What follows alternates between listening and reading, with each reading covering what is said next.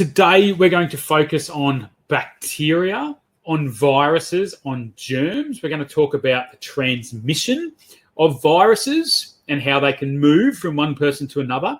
Why parents and adults keep telling us to be wiping down surfaces, to wash our hands, especially at the moment, and chat about why some schools are being closed down at the moment and why so many of us are working from home.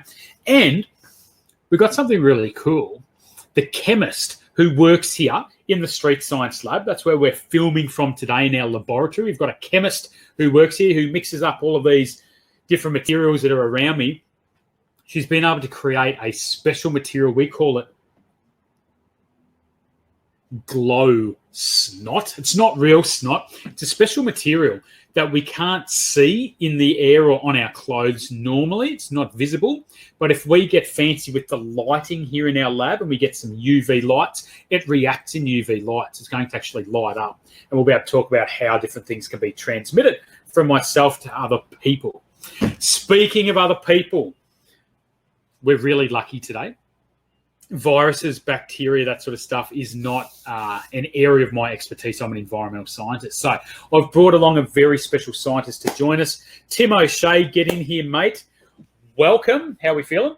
Yeah, feeling pretty good. Feeling pretty keen to talk about viruses, bacteria, all those yucky germs. Yeah. This man is a dead set legend. He is really, really clever, and he's got a background in, I hope I get this right, medicinal chemistry. Is that right? Oh, yeah, you nailed it. I got to tell you, I actually read it off my little sheet there. Medicinal chemistry. So when I hear those words, chemistry, okay, cool. Lots of different materials, medicinal, medicines, vaccines, all that sort of stuff. Can you give us a bit of an idea? Because there's lots of people out there who are tuning in today who love science, who are probably thinking, I want to be a scientist when I grow up. And maybe hearing that there's these people out here like yourself who are all clued up, who are medicinal chemists or have backgrounds in that area, that might be an area of study for them. So take us back. I know it's been a few years, Timo, but when you were studying, what sort of cool stuff do you learn in a degree like that? Yeah, so we learn about how to make medicines, how to make new medicines for diseases that we can't treat at the moment, which is obviously really important at the moment. We've got a big disease, the COVID-19 disease that we're looking to treat at the moment. So medicinal chemists will be hard at work right now all over Australia and all over the world to find a new treatment for that. Interesting. So the people who go through and do your degree, medicinal chemistry, it's a bit of a tongue twister. Yeah. Some of those people would go on to be the people who are in the laboratories at the moment developing vaccines. Is that right? Yeah, trying exactly to fight right. things, viruses like this coronavirus, which we'll talk about shortly. Yeah, exactly right. And it's not just the medicinal chemists. Medicinal chemistry is a very broad field. There'll be chemists, there'll be biologists, lots of different people doing their own specific things, but working as a team to solve this big problem. Okay, cool. So let's break it down. With a lot of kids, 85% of our poll just in this session today, normally going to school but working from home. There must be something going on around us in society, and that is, of course, COVID-19.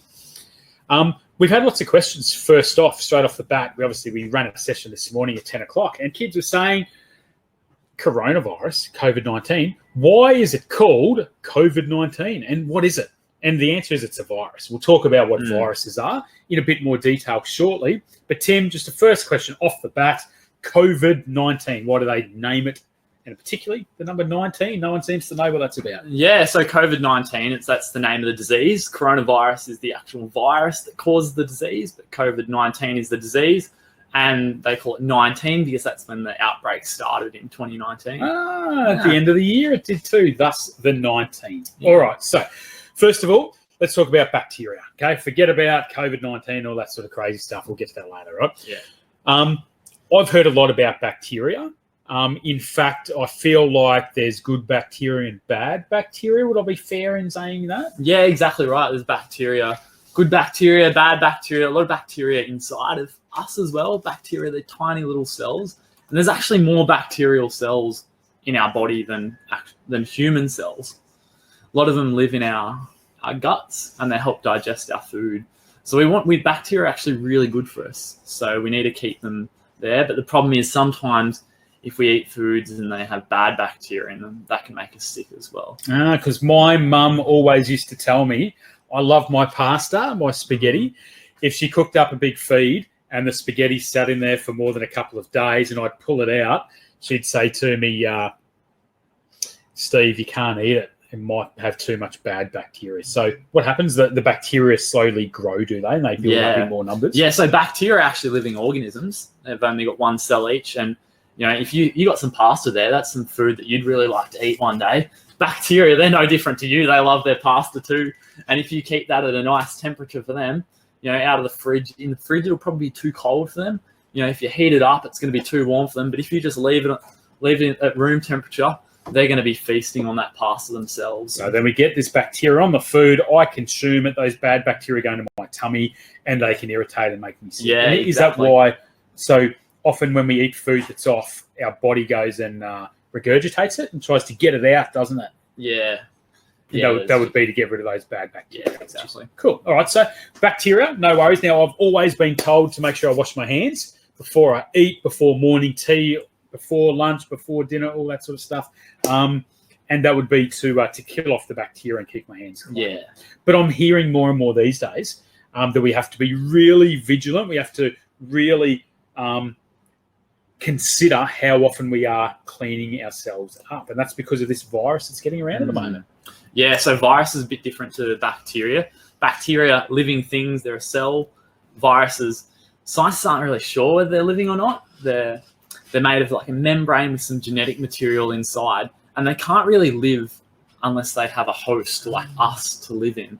So they need a host to live in, and without that, they can't really survive for very long. All right, so there's a virus that's getting around at the moment. It has a pretty groovy name, coronavirus. I noticed when I watch the news and I turn on the TV or fire up the internet that there's talk of this virus that's floating around at the moment. And they seem to have this really interesting shape that they're always using, like in the background on the news. Have you guys seen that? And you mentioned that a virus is like DNA or RNA. So some genetic material. Material encased in a membrane. Yeah, that's exactly it. So that's the shape that they're sort of showing, isn't it? Yeah. And the reason for the word coronavirus, why is it called corona? So when they look at the shape of that membrane under a microscope, it actually looks like a crown. And so a corona is another word for a crown. Makes a lot of sense. All right. So if the virus exists, let's say it's on a bench top because someone has the virus and they sneeze.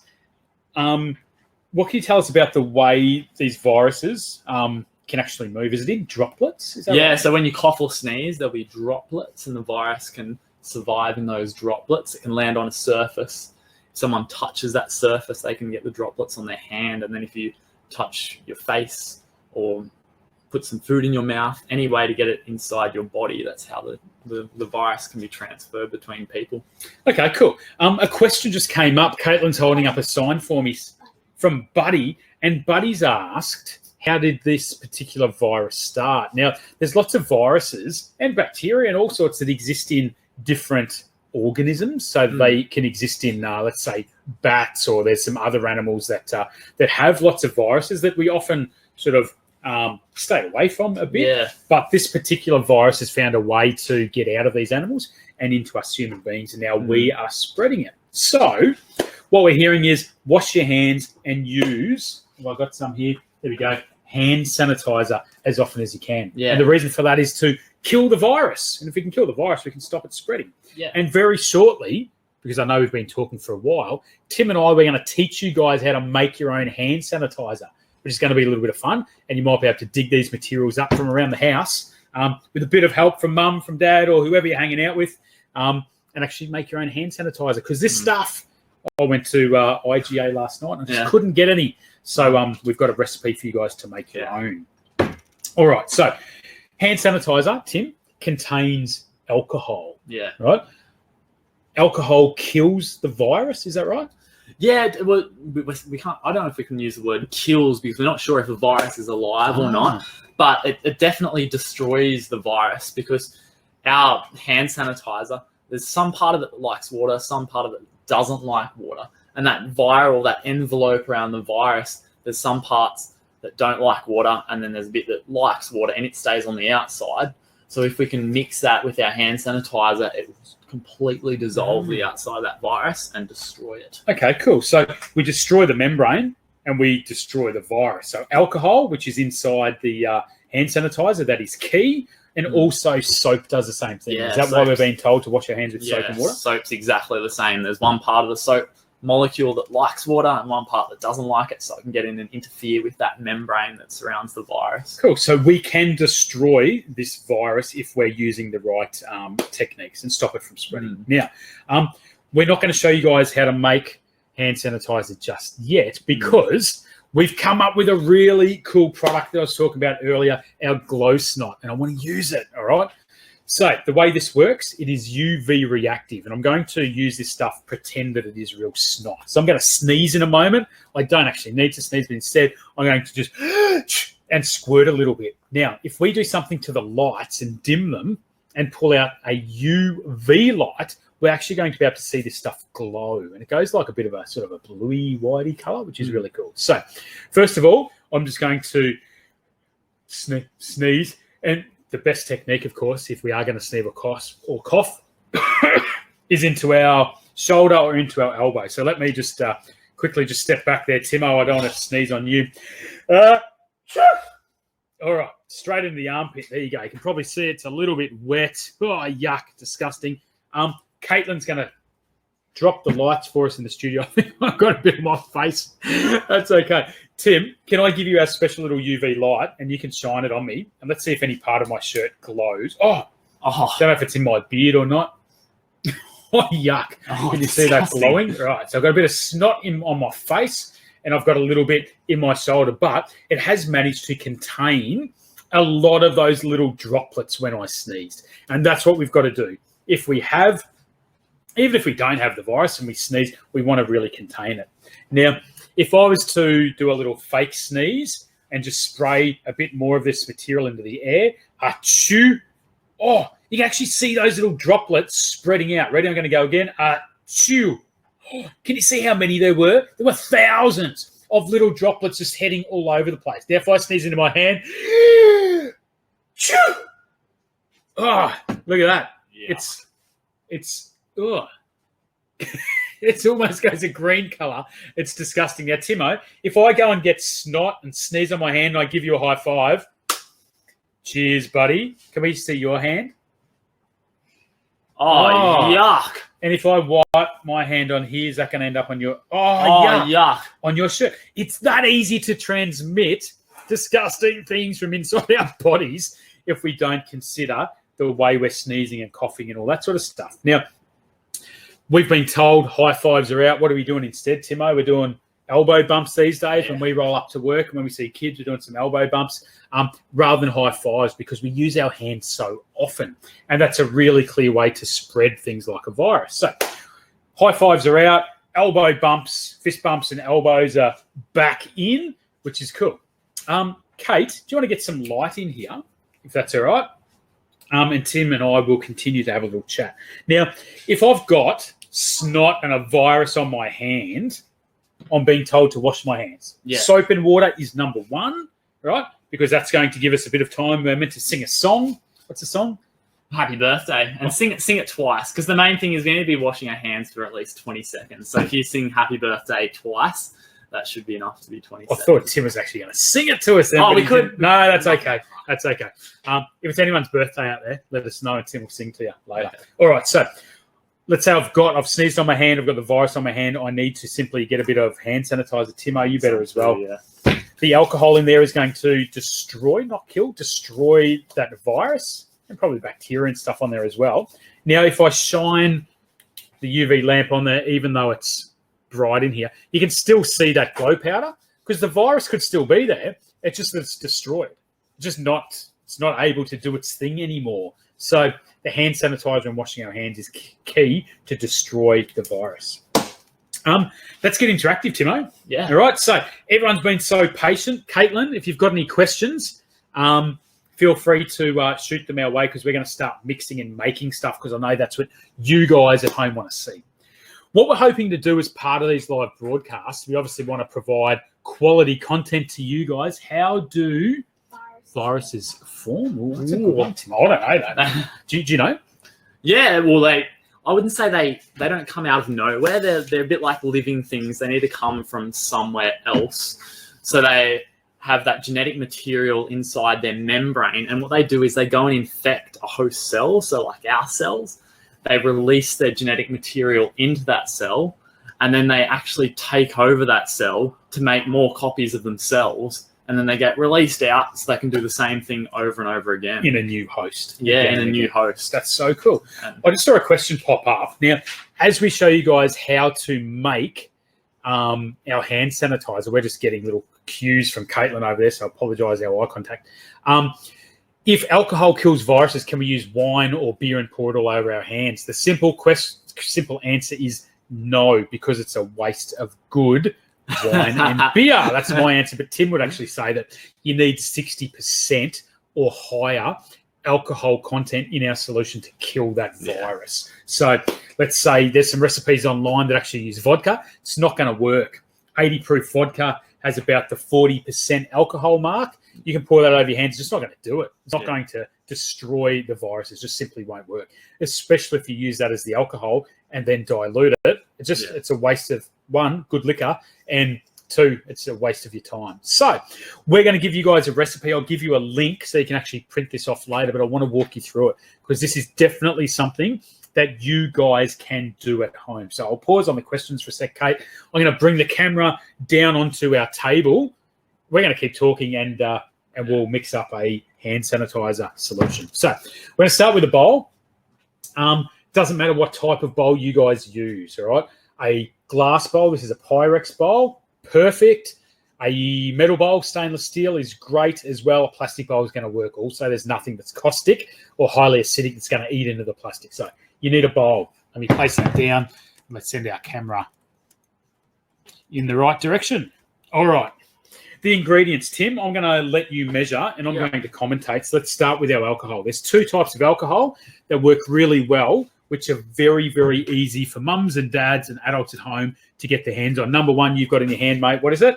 Methylated spirits. Methylated spirits. 95% ethanol, which is pure alcohol. Really high alcohol content, so it's a fantastic starting point, especially considering we're going to add different materials to it and slowly dilute it. So if it starts at 95% and we add some other stuff, it'll dilute it and we'll end up about 85%, which is above 60, which is perfect. So if we don't have any metho or methylated spirits, you've got another one there, Timo, in the green bottle. What's that one? What have we got? Isocol. So this is rubbing alcohol, isopropyl alcohol, and has a really high alcohol content again. Different type of alcohol, but still alcohol, and that's what's key. All right, our measurements, Timo, here we go. Let's start off with a cup of alcohol. You're going to use your metho. Yeah. You've got a little measuring cup there. Look at that little beauty. How big's that? That's not a cup. I've got 1/4 of a cup, so I'm going to need to add 4 of these in. Let's go 1, 2, 3, and 4. Cool. So 4 times 1/4 equals 1 full cup. So we start with our alcohol. Doesn't matter whether you're using your methylated spirit or your isopropyl alcohol, same measurements, 1 cup of alcohol, and that stuff is key. Next ingredient, we're going to use a little bit of hydrogen peroxide. Now, you can get this stuff from the chemist. You can get it from your local supermarket. You're going to find it near the Band-Aids. We use it as an antiseptic normally. So what we're going to do is we're not going to put a whole lot in, mate. We're going to put, let's say, a tablespoon. I think you've pre-measured it over there. Measured so. So 1 tablespoon of hydrogen peroxide, but we want 3% hydrogen peroxide. So if you go to hairdressers and they give you 5% or 10%, which is used for bleaching hair, you're going to have to dilute it, which means water it down. So 3% hydrogen peroxide. And how much are we using, Timo? 1 tablespoon. 1 tablespoon. Love it. All right. Next ingredient, a little bit of glycerin. So we're using glycerol, which is the exact same stuff. Glycerin is the commercial name of it. You don't need much, mate. You need 1 teaspoon. Okay. So I'll grab my bottle, 1 little teaspoon. So that's about 5 mils. Then there's only one more ingredient after this one, and that's water. Now, the water we're going to use today, you can either use distilled water because there's no little nasties living in it. It's nice and clean. Or if you don't want to do that, go and boil the kettle because the heat's going to kill off any nasties that are in there, and we can use boiling water. We're going to use our 1/4 cup measure plus our tablespoon plus our teaspoon. That's going to be the perfect amount of water, and it comes in around the 85 milliliters. So whilst doing this, guys, if we are doing it at home, there's a couple of safety things to think about. You'd want to be doing it with mum or dad, first of all, because you are working with some materials that we need to keep you safe around. The alcohol, it does smell a little bit when you first use it, so don't go sticking your head in the bowl and sniffing it or anything crazy like that. And if we're going to be using measuring cups and little measuring utensils, make sure you don't use mum's good ones. Go and ask mum or dad what they've got, just in case they've got some spare ones lying around, which are going to be better to use. All right, so Timo, what were the 4 ingredients? We started with some. What do we have? Some alcohol to start with, either isocol or methylated spirits. Beautiful, and it was a cup, followed by a little bit of hydrogen peroxide, 3%. Love it. Followed by a little bit of glycerin or glycerol. Cool, and then finally a bit of. We have to finish off. We had some water. Yeah, cool. Now, if you're boiling the kettle, I'll just get you guys up here so you can see our faces while we chat. If you're boiling the kettle to get nice, clean water, just let the water cool. Otherwise, you're going to tip hot water into our container. You're going to have steam, and the alcohol vapors will be a little bit stronger than they need to be. So let your water cool and then tip it in. You're then going to need to mix it. Timo, I'll get you to hold it up nice and high for me, mate. Legend. I'm just going to stir it. I'm using a big wooden spoon. Some people prefer to use a whisk or even a fork, right, just to really mix it through. Once you've mixed it together, you're done. Now, the reason we are using glycerin, let's put it back down on the table, mate, is so that our hands remain nice and soft, right? So if we use alcohol in our hands dry out generally, and they can get a bit irritated and red. So we have that glycerin or glycerol, same stuff. If you don't want to use that, you can use aloe vera, a little bit of aloe vera gel, and that'll go in there and it'll just moisturize your hands a bit. That's why those hand sanitizers feel a little bit greasy. And I believe that there's a link between the amount of glycerin you use and viscosity, Tim. Yeah, so the glycerol also helps to thicken up our hand sanitizer. So if you add a little bit more, you can make it a bit more like a gel. Whereas if you add less, it'll be a bit more like a liquid. Yeah. So you can use more than a teaspoon. Use a couple of teaspoons if you want to. Yeah. Also, if you want some fragrance in there, I'm a big fan of tea tree in my hand sanitizer because I just love the smell. Timo, your go-to smell? Vanilla. A little bit of vanilla in there. A bit of vanilla. That smell amazing. All right, cool. So once you've got it, you're sorted. There is your mixture. You just need to pour it into a little pump pack like this, and it's ready to use. So next time you go to the supermarket and you can't get your hands on it, don't stress because you guys can go and make your own at home.